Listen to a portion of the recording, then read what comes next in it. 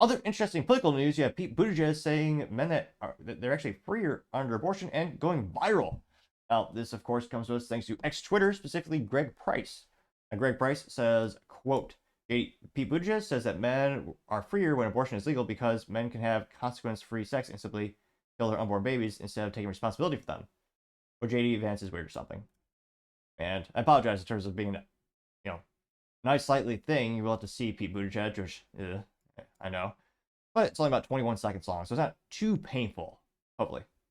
I'm so glad she has made freedom the theme of her campaign, because I think in so many ways that's what's at stake. And yes, women's freedom is Exhibit A after Donald Trump demolished the right to choose. But of course, men are also more free in a country where we have a president who stands up for things like access to abortion care. Men are more free.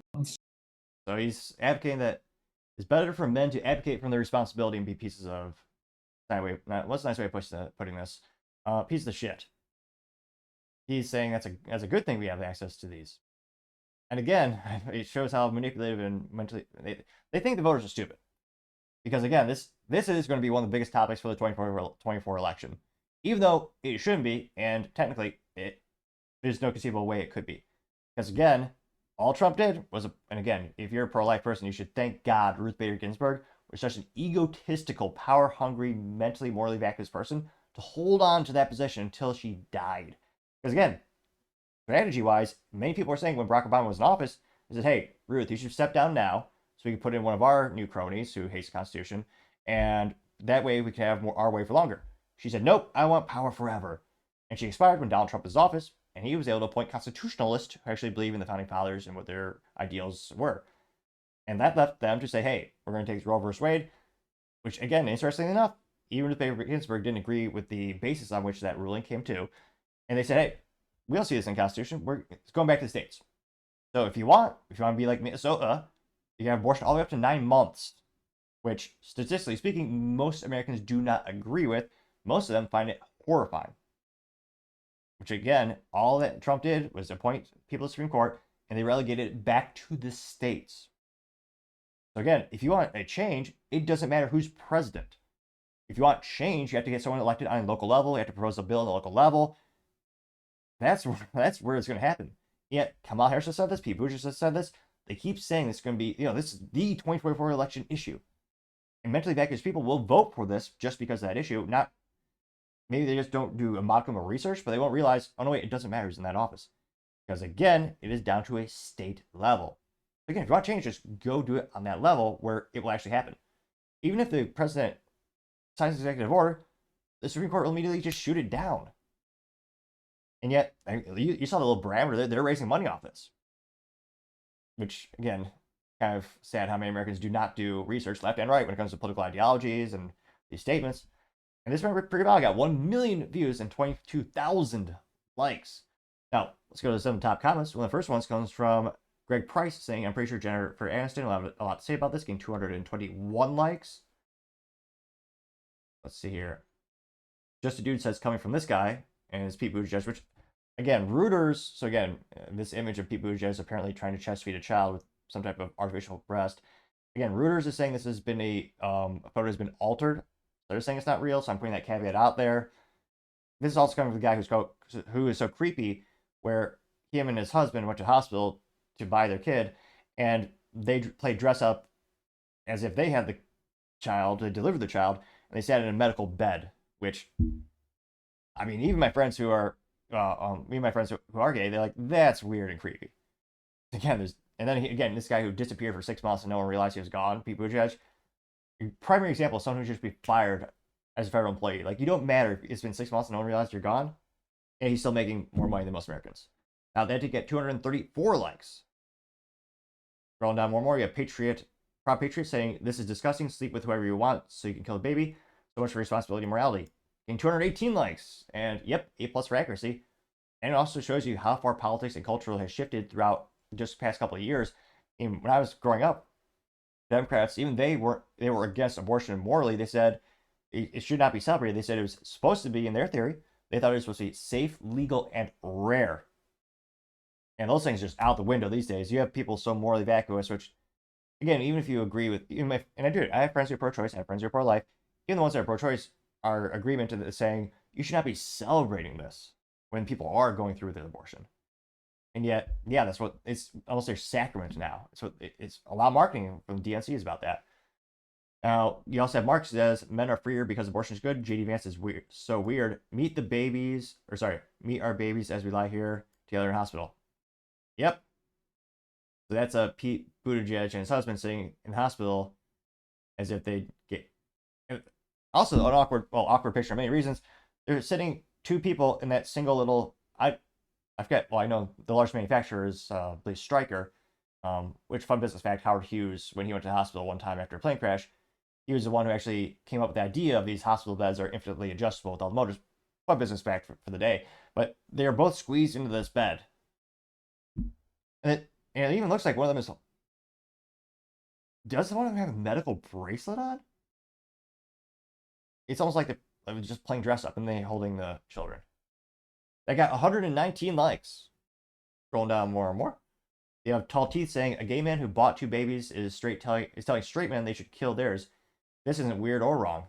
Getting 82 likes. And fascinatingly enough, more other countries they're actually outlawing the practice and the business of surrogacy, which in the U.S. isn't as controversial as I think it might become in the next couple of years. It's been you really don't see a lot of the headlines, but again, this is an instance where that process was used to purchase the kids. Scrolling down more and more. Frank's Revenge says we all know what Mayo Pete is, and it says 56 criminal counts, 40 possessions of cover your ears for the children, 40 possessions of inappropriate child material, and 16 distribution cases of distributing child material. Got 85 likes. That's oh yeah, there's hanging out with Pete the whole time. He's got his arm around his shoulder, and they're both look really happy. Yeah, and eventually he was busted. Hopefully to remain in prison forever. If not, I'm not sure what state it happened in terms of the judge's discretion, where in some cases they have more flexibility on assigning punishments. Going down more and more. You have Army Brat 68 saying, "What happened to being accountable and taking responsibility for your actions? He's a sick man." Getting 92 likes, which in general, culturally, in the United States, it is also concerning that responsibility as an overall theme is decreasing in popularity. This is what probably the biggest example of abdicating responsibility and the most morally disgusting thing to do in terms of walking away from a family situation. And I hope culturally we do shift back to everyone taking accountability for the actions. I know it's a rare thing these days, and just saying that is a horrifying taboo for some folks, but hopefully we do turn that tide, so to say. More comments. We have Mr. Maliando saying, "Why is Buttigieg talking about politics and campaigning for Kamala? Is that a violation of the Hatch Act?" Getting 33 likes. I mean, wouldn't be the first time they broke law. I mean, we all know law is selectively applied these days. Burt Macklin says, "Why would he?" Or sorry, what would he know about that? Getting 55 likes. Sean Murphy says, "Oh, really?" So according to Sean Murphy, Barnes & Noble removed this display in St. Petersburg, Florida. Fight. And it was a display of they call them pride books, but they're really adult content because as soon as you open them, they disgustingly have graphical instructions on how to do sexual acts and trying to market these as children books.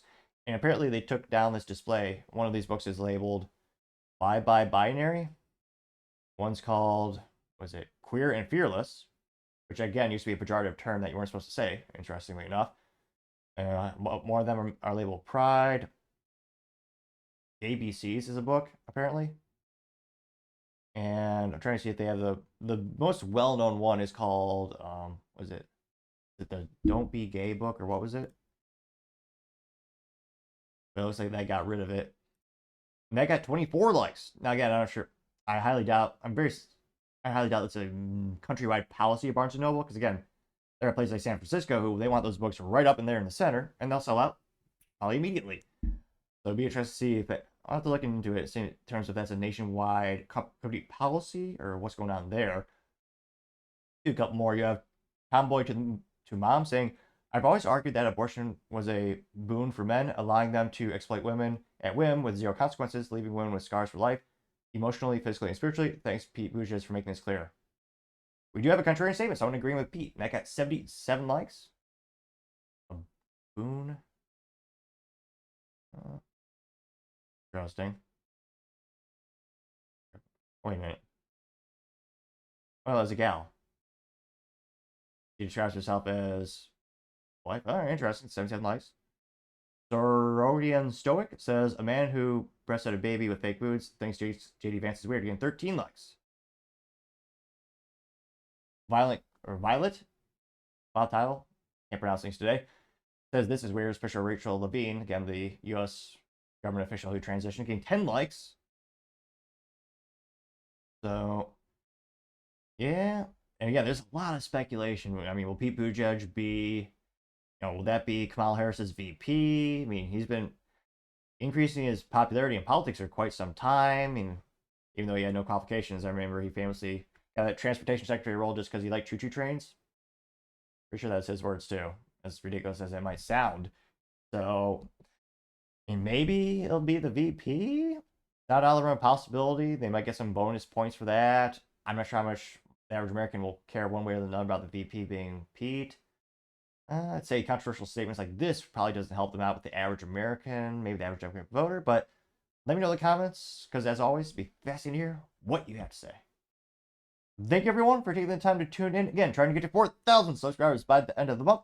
So if you could click that button, I greatly appreciate it. Also, leave me a thumbs up, a thumbs down, or a comment. It's a great way to give me some additional feedback, letting me know how I can make the show better and better. Lastly, don't forget to take the time to tell your family, tell your friends, tell your coworkers, heck, tell your enemies, tell anyone and everyone. Just stay safe, fight the good fight.